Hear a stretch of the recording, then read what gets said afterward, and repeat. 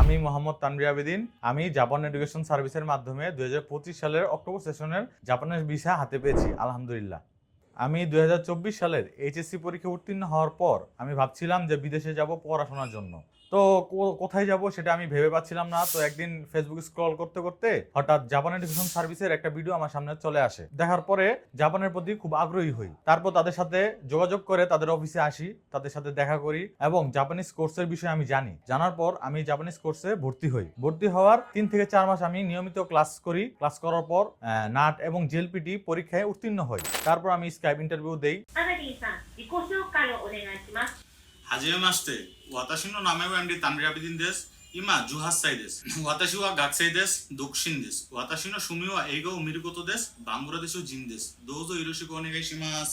Skype interview দেওয়ার পর আমি জাপানিজ একটা ল্যাঙ্গুয়েজ স্কুলে আমি সিলেক্ট হই। সিলেক্ট হওয়ার পর জাপান এডুকেশন সার্ভিসের মাধ্যমে প্রসেসিং শুরু করি এবং তারা খুব দক্ষভাবে প্রসেসিং করার কারণে আমি গত মাসে সিইউ লেটার হাতে পাই। সিইউ লেটার হাতে পাওয়ার পর আমি বিএফএস গ্লোবালে ভিসার জন্য অ্যাপ্লাই করি এবং আজ আমি ভিসা হাতে পেয়েছি আলহামদুলিল্লাহ। সবশেষে আমি ধন্যবাদ দিতে চাই জাপান এডুকেশন সার্ভিসকে।